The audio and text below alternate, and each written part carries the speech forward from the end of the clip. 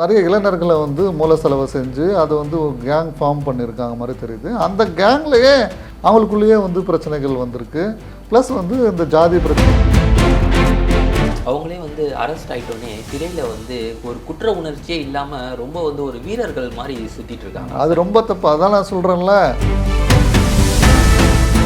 இதில் வந்து ஒரு கொடுமை என்னென்னா, எல்லாருமே வந்து 18 வயசுலேருந்து 21 வயசுக்குள்ளே இருக்கிற ஆட்களை வர சொல்கிறாங்க. வெடிகுண்டுகள் எல்லாமே வந்து போட்டிருக்காங்க, கலாட்டா பண்ணியிருக்காங்க. சாதாரண மனிதர்கள் வந்து இதில் வந்து பாதிக்கப்படுறது தான் மிகப்பெரிய கொடுமையான அராஜகத்தினுடைய உச்சக்கட்டம் அப்படின்னு தான் வந்து இதெல்லாம் வந்து சொல்லணும். 7 பேரை வந்து அடிச்சுட்டு தும்சம் பண்ணிட்டு பெட்ரோல் குண்டை போட்டுட்டு கடைசியில் வந்து நவீன் வாழ்க நவீன் வாழ்க அப்படின்னு வேற. செந்தமிழ் குரல் நேயர்களுக்கு வணக்கம். நம்ம இன்னைக்கு யாரை மீட் பண்ண போறோம்னு பார்த்தீங்கன்னா, உயர்நீதிமன்ற வழக்கறிஞர் கிருஷ்ணமூர்த்தி சார் ஐயாவை தான் மீட் பண்ண போறோம். வணக்கம் சார். வணக்கம். எப்படி சார் இருக்கீங்க? நல்லா இருக்கோம்மா. ரீசெண்டாக வந்து ஒரு இரட்டை கொலை சம்பவம் நடந்திருக்கு சார் நாங்குநேரியில். ஸோ அது கேட்டோடனே வந்து ஒரு மாதிரி உடம்புலாம் செலுத்துருச்சு. என்னடா நீங்கள் இப்படிலாம் பண்ணுறீங்க அப்படின்னு சொல்லி. ஆக்சுவலாக அதில் வந்து ஒரு வட மாநிலரை கூட கொண்டுட்டாங்க. அது எதனால் பிரச்சனை சார்? அதை பற்றி நீங்கள் என்ன நினைக்கிறீங்க? அதாவது இது தென் மாவட்டங்களில் வந்து பார்த்திங்க அப்படின்னா சில மாவட்டங்களில் வந்து இந்த மாதிரி பிரச்சனைகள் வந்து தொடர்ந்து நடந்துகிட்ருக்கு அப்படின்றது தான் பொதுமக்கள், அங்கே இருக்கிற மக்கள் வந்து சொல்கிறது வந்து பார்த்திங்க. அதாவது வந்து கிட்டத்தட்ட 40 வருஷமாக இது வந்து நடந்துகிட்ருக்கு. இந்த மாதிரி பிரச்சனைகள் அப்பப்போ வந்து இந்த மாதிரி பிரச்சனைகள் நடக்கும். பிரச்சனைகள் நடக்கும்போது இந்த மாதிரி கொலைகள் வந்து நடக்கும். இது வந்து பார்த்திங்கன்னா ஒரு ஜாதியில் இருக்கிறவங்க வந்து இன்னொரு ஜாதிகளை போய் வெட்டுவாங்க. இன்னொரு ஜாதியில் இருக்கிறவங்க வந்து பார்த்திங்கன்னா இந்த சைடு வந்து வெட்டுவாங்க.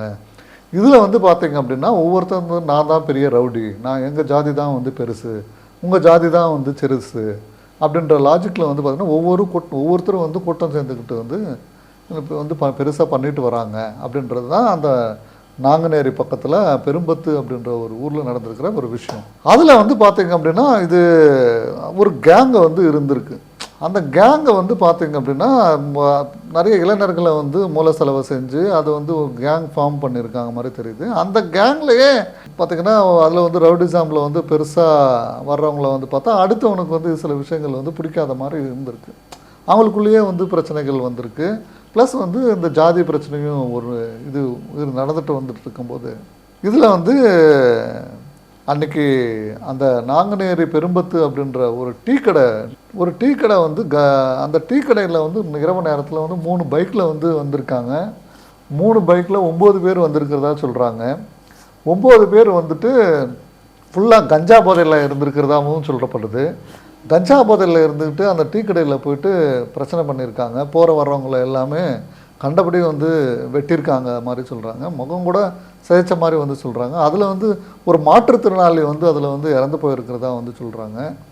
அடுத்து வந்து ஒரு வடமாநிலத்தவரும் வந்து இறந்து போனதாக சொல்கிறாங்க. மற்றவங்களுக்கு நிறைய பேருக்கு ஒரு 7 பேருக்கும் என்னமோ நிறைய அடிபட்டிருக்கு. அது எல்லாமே வந்து இப்போது ஹாஸ்பிட்டலில் வந்து ட்ரீட்மெண்ட் பண்ணிகிட்ருக்காங்க தான் சொல்லப்படுது. அதாவது அதுக்கப்புறம் இவங்க பெட்ரோல் வெடிகுண்டுகள் எல்லாமே வந்து போட்டிருக்காங்க, கலாட்டா பண்ணியிருக்காங்க. அராஜகத்தினுடைய உச்சக்கட்டம் அப்படின்னு தான் வந்து இதெல்லாம் வந்து சொல்லணும். ஒன்று கஞ்சா போதைன்னு சொல்கிறாங்க, இன்னொன்று வந்து பார்த்திங்க அப்படின்னா மத வெறி. இதனால் வந்து பார்த்திங்க அப்படின்னா அப்பாவி மக்களை வந்து பார்த்திங்க அப்படின்னா ரோட்டில் போகிறவங்க வர்றவங்க அதுக்கப்புறம் வந்து அங்கே டீ குடிக்க போனவங்கெல்லாம் போய் வெட்டுறதுன்ற பார்ப்போம். அப்போது என்ன சேஃப்டி பாதுகாப்புன்றது வந்து பார்த்திங்க அப்படின்னா இப்போ ஒரு கேள்விக்குறியாக வந்து தெரியுது. ஒன்று. ரெண்டாவது வந்து பார்த்திங்க அப்படின்னா அதில் இவங்க வந்து இத்தனை கலாட்டா பண்ணிவிட்டு 2 பேரை வந்து சாகடிச்சிட்டு 7 பேரை வந்து அடிச்சுட்டு தும்சம் பண்ணிவிட்டு பெட்ரோல் குண்டை போட்டுட்டு கடைசியில் வந்து நவீன் வாழ்க நவீன் வாழ்க அப்படின்னு வேற சொல்லிட்டு போயிருக்கதா எவனோ ஒருத்தனை வந்து இதில் வந்து சொல்லிட்டு போயிருக்காங்க. அந்த நவீன்ன்றவன் வந்து பார்த்திங்க அப்படின்னா ஆல்ரெடி கொலைகேஸ்களில் இன்வால்வ் ஆகிருக்கிற பர்சன்னு, கொலைகேஸ்லாம் வந்து இன்வால்வ் ஆகிருக்கிற ஒரு பர்சன். அவன் ஜாமீனில் வந்து வெளியில் வந்திருக்கான். ஜாமீனில் வந்தது மட்டும் இல்லாமல் அங்கே வந்து ஒரு பெண்ணுக்கிட்டையும் தகராறு பண்ணியிருக்காங்க. அந்த பெண்ணு வந்து கம்ப்ளைண்ட் கொடுத்து வந்து பார்த்திங்கன்னா எந்த வித ஆக்ஷன் எடுக்கலை அப்படின்றதெல்லாம் சொல்லப்படுது. அந்த நவீனன்றவரும் வந்து பார்த்திங்கன்னா ஏதோ ஒரு வீடியோ கூட வெளியிட்டிருக்கு, எனக்கும் எதுக்கும் சம்மந்தம் இல்லை அப்படின்ற மாதிரிலாம் வெளியிட்டிருக்கிறதா வந்து சொல்லப்படுது. இதெல்லாம் வந்து ஒரு பக்கம் இருக்கும்போது இதில் சுரேஷ் கல்யாணி அப்படின்றவங்க வந்து இப்போது இந்த பிரச்சனையெல்லாம் வந்து நடந்துருச்சு. பிரச்சனையெல்லாம் நடந்துட்ட பிறகு வந்து பார்த்திங்க அப்படின்னா போலீஸ் வந்து விசாரணை செஞ்சு கடைசியில் அவங்க வந்து ஒரு பக்கம் போயிட்டு வந்து அந்த வண்டிகள் எல்லாம் ஒரு இடத்துல விட்டுட்டு போயிட்டுருக்காங்க. அந்த வண்டிகள் எல்லாம் ட்ரேஸ் பண்ணியிருக்காங்க போலீஸ் வந்து ட்ரேஸ் பண்ண உடனே இந்த 7 பேர் பார்த்திங்க அப்படின்னா வழக்கறிஞர் மூலிமா வந்து சரணடைஞ்சிருக்கிறதா வந்து சொல்கிறாங்க போலீஸ் ஸ்டேஷனில். அப்போ அந்த போலீஸ் ஸ்டேஷனில் 7 பேரில் சரண்டராக இருக்கிறவங்கள வந்து 2 பேர் வந்து பார்த்திங்கன்னா ஆல்ரெடி இந்த மாதிரி விஷயங்களில் வந்து ஈடுபட்டிருக்கிற குற்றவாளிகள் அப்படின்றது வந்து சொல்லப்படுறாங்க. அதாவது சுரேஷ் கல்யாணி அப்படின்றது வந்து ஆல்ரெடி அவங்க மேலே வந்து நிறைய பிரச்சனைகள் வந்து இருக்குது அப்படின்ற மாதிரி வந்து சொல்லப்படுது. அப்போது பிரச்சனை பண்ணுறது இது வந்து பார்த்திங்கன்னா ஒரு கேங்காக வந்து சேர்ந்துக்கிட்டு ஃபார்ம் பண்ணிக்கிட்டு வந்து இந்த மாதிரி வந்து பண்ணிகிட்ருக்காங்க. ஜாதி கொலைகள் வந்து பார்த்திங்கன்னா வந்து அடிக்கடிக்கு வந்து இங்கே நடக்குது. ஸோ இதெல்லாம் தடுக்கணும் அப்படின்ற மாதிரி தான் பொதுமக்கள் வந்து சொல்லப்படக்கூடிய விஷயங்கள். காவல்துறை மூலியமாக வந்து பார்த்திங்கன்னா இது நாங்கள் விசாரணை செஞ்சிட்ருக்கோம், இது வந்து விசாரணையினுடைய அடிப்படையில் தான் தெரிய வரும் அப்படின்றது வந்து சொல்லுது. எது எப்படி இருந்தாலும் சரி, அதாவது சாதாரண மனிதர்கள் வந்து இதில் வந்து பாதிக்கப்படுறது தான் மிகப்பெரிய கொடுமையான ஒரு விஷயமா இருக்குது. சாதாரணமாக வந்து இதில் வந்து பார்த்திங்கன்னா மாற்றுத்திறனாளி அவன் என்ன பண்ணான், அவங்கள மாற்றுத்திறனாளியை வந்து பார்த்திங்க அப்படின்னா நீங்கள் இந்த மாதிரி வெட்டிருக்கீங்களே, என்ன போதையில் வந்து யார் உங்களெல்லாம் இருக்க சொன்னால்? முதல்ல போதையில் இருந்தால் வந்து பார்த்திங்க அப்படின்னா அது உங்களுக்கும் வந்து கெடுதல் தானே. போதையில் இருக்கிறதே வந்து எங்கேயோ ஒரு மூலையில் கிடக்க வேண்டியது தானே. அது வந்து நான் பெரிய ரவுடின்னு சொல்லிட்டு கத்தி எடுத்துகிட்டு போயிட்டு இங்கே வந்து நிராத பாணியாக இருக்கிறவங்கள போயிட்டு வெட்டுறதுல வந்து எந்த விதத்தில் நியாயம்? ஒரு மாற்றுத்திறனாளியை வெட்டுறது எந்த விதத்தில் நியாயம்? ஒரு சாதாரண டீ கடை வச்சுட்டு வந்து பொழைச்சிட்டு இருக்கிற ஒரு டீ கடையில் வந்து பெட்ரோல் வெடிகுண்டு வீசி அவர் பொழப்ப நாசம் பண்ணுறது எந்த விதத்தில் நியாயம்? ரோட்டில் நடந்து போகிறவங்கள வந்து வெட்டுறதுல என்ன நியாயம்? இதெல்லாம் வந்து பார்த்திங்கன்னா அராஜகத்தினுடைய உச்சக்கட்டம். அதுக்கு மேலே வந்து பார்த்திங்கன்னா ஜாதி பிரச்சனைனால தான் வருதுன்னு சொல்கிறது வந்து பார்த்திங்கன்னா அதுக்கு மேலே இருக்குது. ஜாதிகள் இல்லையடி பாப்பான்னு சொல்லிட்டு வந்து எப்போவோ பாடிட்டு போயிட்டார்.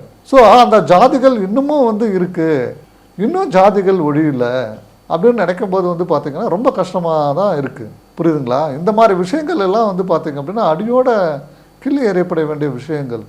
இந்த மாதிரி வந்து போதையாக இருந்தாலும் சரி, இந்த மாதிரி ஜாதி வெறியில் வந்து பண்ணுறதா இருந்தாலும் சரி, இது எந்த விதத்தில் நியாயம்? இதுதான் வந்து ஜீர்ணிக்க முடியாத ஒரு குற்றங்களாக தெரியுது. இதெல்லாம் மாறினா தான் மனித சமுதாயம் வந்து நடக்கும். ஏன்னா இன்றைக்கி போய் நீ அவனை வெட்டுவ, நீ யாரும் இப்போ பாதிக்கப்பட்டவன் சும்மா இருப்பாங்களா? அப்போ சாதாரண மனுஷன் நல்லவனை வந்து ரவுடியாக ஆக்குறாங்க. பாதிக்கப்பட்டவன் வந்து பார்த்திங்க அப்படின்னா அவனால் வந்து இப்போ அவன் குடும்பம் வந்து போயிடுச்சுல்ல, குடும்பம் பாதிக்கப்படுதில்ல, இல்லையா? அப்போது எல்லாருமே அதே மாதிரி இருக்க மாட்டாங்கல்ல. நல்லவனை வந்து கெட்டவனை ஆக்குறதா ஒரு செயல் இல்லை. இது வந்து கெட்டவங்களை வந்து அந்த கலைகளை வந்து கிள்ளி எறிய வேண்டிய நேரம். அந்த கலைகளை இந்த ரவுடி மாதிரி சுற்றுறது, ரவுடி ஜாம் பண்ணிட்டு சுற்றுறது, இந்த மாதிரி ஆட்கள் மேலெல்லாம் சட்டப்படி நடவடிக்கைகள் எடுத்தால் தான் இந்த மாதிரி விஷயங்கள் எல்லாம் வந்து குறையும். அதுவும் அந்த மக்கள் எல்லாம் சொல்கிறது 40-50 வருஷமாக நடந்துகிட்டு தான் இருக்குது பிரச்சனைகள் இந்த மாதிரி அப்படின்லாம் சொல்கிறத வந்து கேட்கும்போது வந்து அப்போ 40-50 வருஷமாக வந்து பாவம் பிரச்சனைகள்லேயே வாழ்ந்துட்டுருக்காங்க மக்கள். பாருங்கள் எப்படி இதெல்லாம் வந்து எந்த மாதிரி ஒரு வாழ்க்கை, பயந்துட்டேவா வாழ முடியும்? அப்போது என்ன வாழ்க்கை, அப்போ என்ன சமூகம், என்ன ஒரு பாதுகாப்பு? இதெல்லாம் வந்து கண்டிக்கத்தக்க வேண்டிய ஒரு விஷயங்கள் தானே. இதில் வந்து ஒரு கொடுமை என்னென்னா எல்லாருமே வந்து 18 வயசுலேருந்து 21 வயசுக்குள்ளே இருக்கிற ஆட்களை வர சொல்கிறாங்க.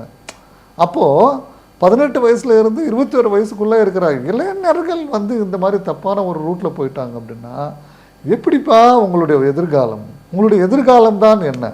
உங்கள் எதிர்காலமே கேள்விக்குறி. உங்களுக்கான ஒரு ஃபேமிலி ஆகுமா, இல்லை உங்களுக்கான ஒரு குடும்பம் இருக்குமா? ஆனால் எத்தனை நாளைக்கு இந்த மாதிரி ஒரு ரத்தம் வந்து உங்கள் உடம்புலவே இருக்கும்? உன் ரத்தம் வந்து சுண்டாதா? உனக்கு வயசாகாதா? இளைஞர்கள் இந்த மாதிரி கஞ்சா அடிக்கிறதுலையும் இந்த மாதிரி ரவுடிஜாம் பண்ணுறதுலையும் அருவா எடுத்து வெட்டுறவங்களும் வந்து யோசிக்க வேண்டிய ஒரு விஷயம். இது இப்படியேவா இருக்காங்க? இந்த வயசு இப்படியேவா இருக்கும்? இந்த திமிர் இப்படியேவா இருக்கும்? இந்த சக்தி இப்படியேவா இருக்கும்? நீயும் வயசாக மாட்டியா? உன் உடம்புலையும் சக்தி இல்லாமல் போகாதா? நீயும் ஒரு நாளைக்கு கையால் ஆகாதமா இருக்க மாட்டியா? அன்றைக்கி எவனா ஒருத்தன் வந்து இந்த மாதிரி பண்ணான்னா உனக்கு எப்படி வலிக்கும்?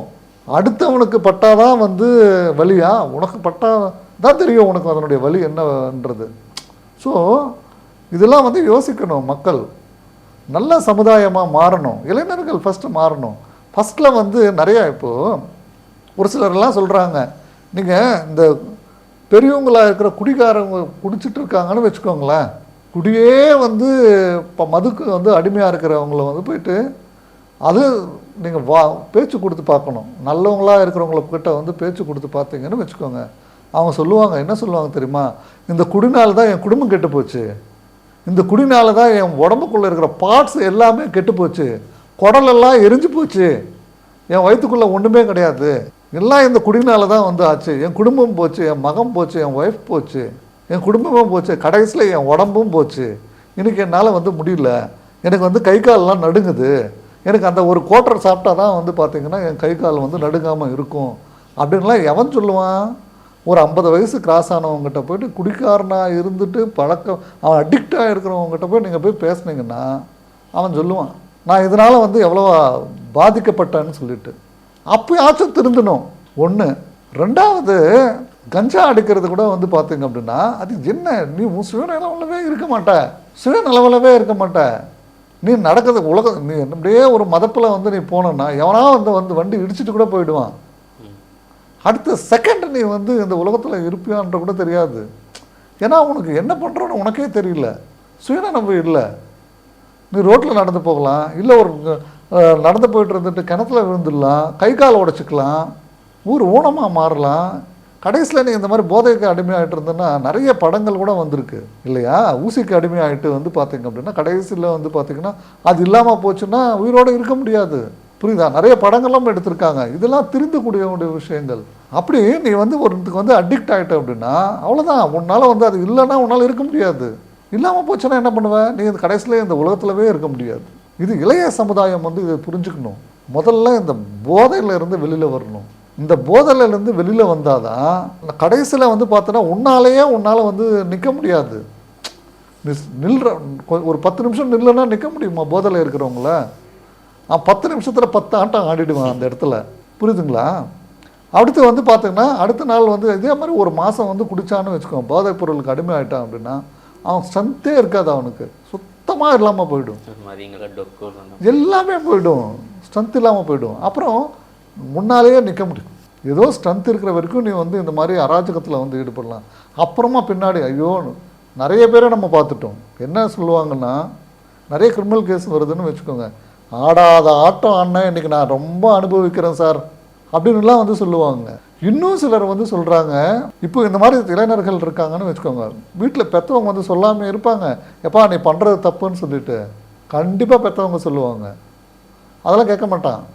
கேட்காம இந்த மாதிரி போய் தப்பு பண்ணுவாங்க. இப்போ வந்து ஜெயிலில் தான் போய் நிற்கணும், வாழ்க்கையே வந்து தொலைச்சிடுவாங்க. பெத்த பாவத்துக்கு அவங்களும் வந்து பார்த்திங்கன்னா கடைசி வரைக்கும் அவங்களும் கஷ்டப்பட்டுக்கிட்டு போக வேண்டியதுதான். ஸோ எதுக்காக சொல்ல வரேன்னா, போதை வந்து என்றைக்குமே வந்து நிரந்தரம் கிடையாது. போதை கண்டிப்பாக உன்னை வந்து ஒரு நாளைக்கு அழிச்சிடும். உன்னை அழிச்சிக்கிறது மட்டும் இல்லாமல் இப்போ இந்த மாதிரி கொலைகள் பண்ணுறது, நொடு ரோட்டில் நிற்கிறவன், சும்மா வந்தவன், ஒரு கடை வச்சுட்டு போய்ச்சிட்டு இருக்கிறவன், அவனெல்லாம் போயிட்டு வந்து பெட்ரோல் கொண்டு போடுறது இல்லை வெட்டுறதெல்லாம் வந்து பண்ணால் கடைசியில் என்ன ஆகும்? அவன் என்ன பாவம் பண்ணான்? அவன் பாவம் உன்னை சும்மா விடுமா? விடாது. இதெல்லாம் வந்து தண்டிக்கப்பட வேண்டிய விஷயங்கள். அவங்களே வந்து அரெஸ்ட் ஆகிட்டோன்னே சிறையில் வந்து ஒரு குற்ற உணர்ச்சியே இல்லாமல் ரொம்ப வந்து ஒரு வீரர்கள் மாதிரி சுற்றிட்டு இருக்காங்க. அது ரொம்ப தப்பு. அதான் நான் சொல்கிறேன்ல, இது வந்து எது வரைக்கும், அதான் நான் சொல்கிறேன், உன் உடம்புல ஸ்ட்ரென்த் இருக்கிற வரைக்கும் தான் நீ ஒரு பெரிய ரவுடி, நீ பெரிய தாதா, எல்லாமே. கடைசியில் வந்து பார்த்தீங்க அப்படின்னா ஸ்ட்ரென்த்து போயிட்ட பிறகு வந்து நீ ஒன்றுமே கிடையாது. வாழ்க்கை தொலைச்சிட்ட பிறகு கடைசியில் வந்து நீ எங்கே வந்து நிற்கணும்? நீயும் வந்து அந்த மாதிரி இப்போ ரோட்டில் எத்தனை பேர் நடந்து போயிருப்பாங்க, அநியாயமாக வந்து அவங்கள வெட்டுறது போது நீ உனக்கு வந்து மனசாட்சின்றது இல்லையா, மனிதாபிமானம் இல்லையா? ஏன்னா அவனும் நம்மளை மாதிரி ஒரு உயிர் தானே அப்படின்னு ஏன் நினைக்காம போச்சு? அவன் என்ன பாவம் பண்ணான்? ஆக்சுவலாக அதில் வந்து எல்லாருமே அண்டர் 21 தான் சார். ஆக்சுவலாக அவங்களுக்கு எப்படி சார் அந்த அவ்வளோ ஜாதி வெறி இருக்குது? அது யார் சார் திணிக்கிறாங்க? அதான் இது ஒரு சில, அதாவது இப்போ இதுலவே இப்போ இந்த கேஸ்லேயே நாங்குநேரி விஷயத்துலேயே வந்து பார்த்திங்கன்னா அது ஒரு டீம் ஒருத்தர் வந்து இருக்காங்க. ஸோ அவங்க வந்து பார்த்திங்க அப்படின்னா இந்த மாதிரி இந்த போதையில் இருக்கிற பசங்களை இந்த மாதிரிலாம் வந்து பார்த்து அந்த பசங்களை வந்து கொஞ்சம் மூல செலவு செஞ்சு அவங்க பக்கமாக இழுத்துக்கிறது. ஏன்னா அவங்கள பெரிய தாதா, நான் தான் ரோல் மாடல் அப்படின்னு சொல்லணுன்றதுக்காக சில பேர் தப்பாக வந்து இளைஞர்களை வந்து பயன்படுத்துகிறாங்க.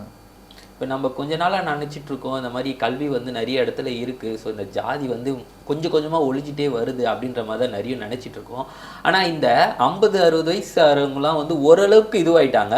நம்ம இளைஞர் வந்து இந்த 21லேருந்து 25-18 வயசு உள்ளவங்க தான் வந்து ரொம்ப ஜாதி வெறியில இருந்து கஞ்சா அடித்து அது ஒரு வேற மாதிரி எடுத்துகிட்டு போகிறாங்க சார். ஸோ மாற்றம் இருக்குன்னு பார்த்தா ஆனால் இன்னும் மாற்றம் இல்லை. இந்த கண்டிப்பாக மாற்றம் இருக்கும். இப்போ வந்து பார்த்தீங்க அப்படின்னா பாருங்களேன், இப்போ இந்த மாதிரி பண்ணுறவங்கெல்லாம் பாருங்கள், அதாவது ஜாதி வெறியாவோ இல்லை வந்து கஞ்சா அடிச்சுட்டு சுற்றுறதோ இல்லை அராஜகம் பண்ணிட்டு சுற்றுறதோ, இந்த மாதிரி கொலை பண்ணுறது, இந்த மாதிரிலாம் பண்ணுறவனுடைய வாழ்க்கை என்னவாக இருக்கும்? கேள்விக்குறியாக தான் இருக்கும். நல்ல பசங்க, நல்ல ரூட்டில் போகிற பசங்கள்லாம் வந்து பார்த்திங்கன்னா லைஃப்பில் வந்து நல்ல விதமாக வேறு மாதிரி போயிடுவாங்க. இந்த மாதிரி இருக்கிறவங்க வந்து பார்த்திங்கன்னா கடைசியில் கஷ்டப்பட வேண்டிய ஒரு சுச்சுவேஷன் தான் வரும். கடைசியில் எல்லாருக்குமே, அதாவது நல்லவனாக இருந்தால் கூட வந்து பார்த்திங்க அப்படின்னா நமக்கு மேலே இருக்கிற நல்லவங்கள்லாம் வந்து போயிட்டு சேர்ந்துட்டே இருப்பாங்க. கடைசியில் நம்ம மட்டும் தனியாக நிற்போம். இதுதான் நார்மல் மனிதனுடைய வாழ்க்கை. அப்போ அவங்க கூட இப்போ வந்து இன்றைக்கி பெரிய ஆள், பெரிய ரவுடின்னு இருக்கிறவங்கலாம் வந்து பார்த்திங்க அப்படின்னா கடைசியில் அவங்களாம் இருக்க மாட்டாங்க. கடைசியில் நீ மட்டும் இருப்ப. ஆனால் உனக்குன்னு யோசிக்க பார்க்கும்போது உனக்கு யாருமே இருக்க மாட்டாங்க. தப்பு பண்ணுறவங்க வந்து அப்படி தான் வந்து ரொம்ப கஷ்டப்படுறாங்க. ஆனால் இது ஏன்னா கேட்க மாட்டேங்கிறாங்க. தப்பு பண்ணி பெரிய ரவுடியாக இருக்கவங்களாம் இன்றைக்கி நிறைய பேர் திருந்துட்டாங்க. அவங்களாம் அவங்ககிட்ட போய்ட்டு நம்ம வந்து நல்லவங்களாக இருக்கவங்ககிட்ட போய் பேசினா தான் தெரியும். ஜெயிலவே பார்த்தீங்க அப்படின்னா சில நல்லவங்களாம் இருப்பாங்க, புரியுதுங்களா? பெரிய தப்புகள்லாம் பண்ணியிருப்பாங்க, ஆடாத ஆட்டமெல்லாம் ஆடி இருப்பாங்க. கடைசியில் அவங்க வந்து சொல்லுவாங்க, நான் தெரியாமல் வந்து பார்த்தீங்க அப்படின்னா இந்த மாதிரி தப்புலாம் பண்ணிட்டேன், அதனால் நிறைய தொலைச்சிக்கிட்டேன் அப்படின்ற வார்த்தை தான் இருக்கும் மிஞ்சும் அவங்ககிட்ட. ஆனால் போனது தான், திரும்பி வரவே வராது. நிறைய பேர் வந்து ரவுடியை கல்யாணம் பண்ணிட்டேன்னு சொல்லிட்டு கூட தெரிஞ்சுட்டு பிறகு வந்து டைவர்ஸ் ஆகிட்டு போயிடுறாங்க, வாழாமல் போயிடுறாங்க. வாழ்க்கை வந்து நிரந்தரமாக இருக்கிறது இல்லை, புரியுதா? ஆக்சுவலாக அந்த மாதிரிலாம் யாருமே யோசிக்கிறது இல்லைன்னு நினைக்கிறேன் சார். இப்போ அந்த டீ கடையிலேயே வச்சுக்கோங்க, ஒரு நல்லவன் இருக்கான், இவன் கெட்டவன். ஆனால் பார்த்தீங்களா, ஒரு கெட்டவன் அதை பற்றி யோசிக்காமல் நல்லவன் ஒருத்தர் சாகுறான். ஸோ இதை மாதிரி தான் வந்து இல்லை அது வந்து பார்த்தீங்க அப்படின்னா நல்லவங்க தான் இன்றைக்கி நிறைய பேர் பாதிக்கப்பட்டு இருக்காங்க. ஸோ இந்த மாதிரி பசங்க வந்து பார்த்தீங்க அப்படின்னா திருந்தணும். நாங்குநேரி விஷயம் வந்து பார்த்தீங்க அப்படின்னா இது வந்து மிகப்பெரிய ஒரு துரதிருஷ்டவசமான ஒன்று தான் சொல்லணும். ஓகே சார், கண்டிப்பாக இந்த வீடியோலாம் பார்த்து இளைஞர்கள்லாம் வந்து கொஞ்சமாவது திருந்துவாங்களான்னு பார்ப்போம். ஸோ எங்களுக்காக இவ்வளோ நேரம் டைம் ஸ்பெண்ட் பண்ணதுக்கு ரொம்ப நன்றி சார். நன்றிம்மா.